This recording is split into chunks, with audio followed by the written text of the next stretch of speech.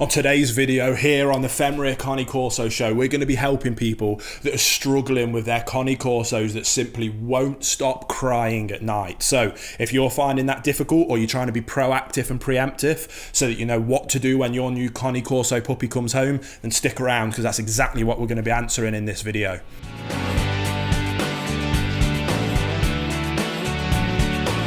Welcome back to the Cane Corso show, and if you are new here, my name's Will. I'm a canine behaviourist, and everything we do here at Femria is about helping you choose the perfect breed for you, then how to become high-level canine leaders with our range of online resources that are then capable of raising your own perfect canine companions, because that is what we believe is the answer to stopping the amount of dogs that are unfortunately put in shelters or even euthanized. So if you want to join this amazing community that we have here, if you're a fan of Cane Corsos, if you're thinking about getting a new Cane Corso, or you've just got your Cane Corso puppy, then this channel is exactly for you. So make sure before you do anything else, you hit that subscribe button and turn on the notification bell so you never miss a future episode of the Femria Cane Corso show.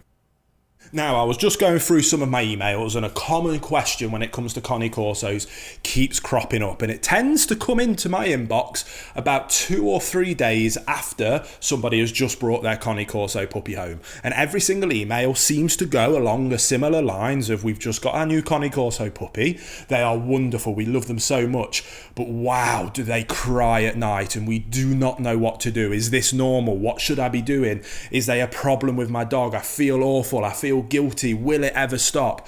And it is one of the most common queries I get from new Cane Corso owners, especially at this new stage, in that very early puppy day stage. So what I first of all want to say, if that is you and you are in that space, don't worry, it does get better, and we can make sure it gets better as quickly and as efficiently as possible. Now, there's a couple of ways that we can do this, and there's 2 approaches that I personally believe in. One is a bit more of a softer, kinder approach, and one is a little bit more of a kind of old school tough love approach. Both work. The tough love approach tends to work quicker, but is a little bit more dramatic in those early days.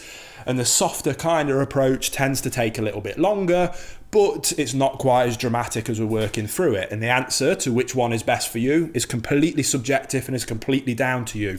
So what I'm going to do is I'm going to suggest both of them to you. Have a listen, see which one you like the sound of, and then get straight into being disciplined, calm, consistent leaders that can implement this approach consistently. Because whichever approach you go for, the key to making this work and having a Cane Corso puppy that will settle down and go to bed quietly and can sleep through the night without being a nightmare is sticking to it consistently. So we'll start off with the softer, more gentle approach. And I always like to use a crate, or at least a pen if you're not a big fan of a crate.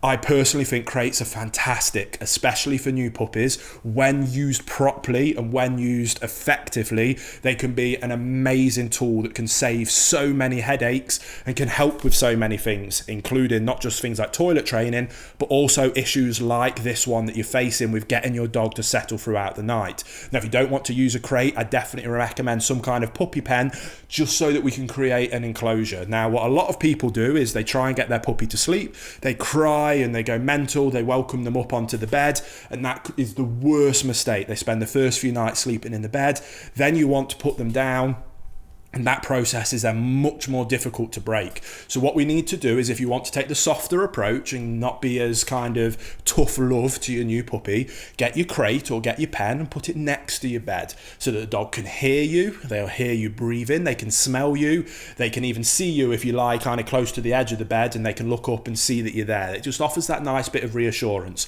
Make sure the dog's got a nice comfortable bed. You can use products like Snuggle Puppies, or a hot water bottle, or a ticking clock that imitates heartbeats. You can ask the breeder to give you some kind of a towel or something that has been in the litter box with their litter mates and their mum, so it's got familiar scents. There's lots of little tricks that we can do, but the overarching theme is the same. Create a nice space next to your bed where the dog can see you. You're probably going to find that they will cry and want to come up onto the bed, but you must ignore it. You know that the dog has been fed, they've had plenty of water, they've had plenty of opportunity to go outside and go to the toilet. So now they're just being ill-mannered and they're being a little bit obnoxious. Yes, that might come from fear. Yes, they've just removed them from their litter mates. but we have to teach them how to be alone, otherwise you're setting yourself up for huge issues in the future. So it usually takes 1 or 2 nights, might take 4 or 5 hours the first night for the dog to eventually settle down. But if you are disciplined and don't give in to it, then the next night might only take an hour or 2, and then the next night might only take 10 or 15 minutes.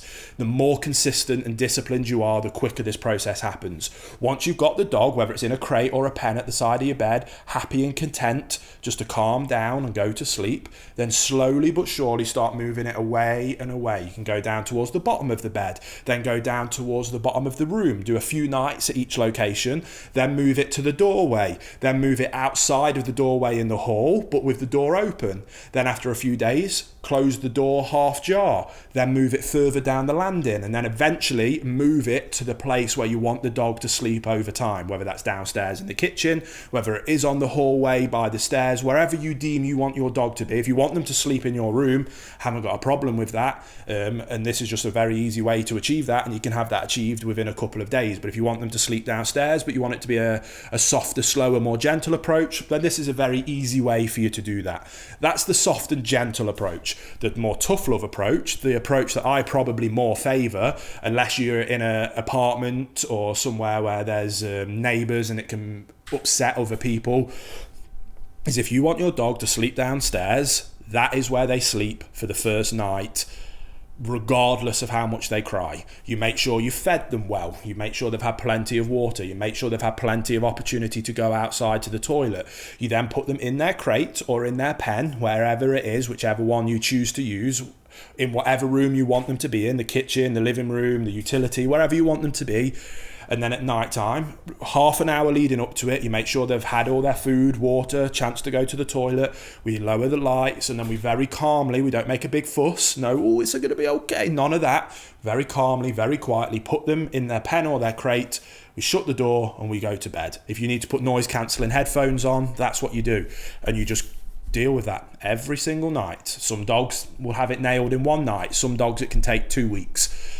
Usually, in my experience of helping people through this process, it takes 2 or 3 days, and you'll find the dog might cry for 10 or 15 minutes, and then very quickly they've learned, oh, crying gets me nowhere. At first I thought I was left all alone and I was going to die, but I actually realised this is lovely, I'm nice and warm, there's a cosy bed, I'm just going to go to sleep, because they'll come down eventually.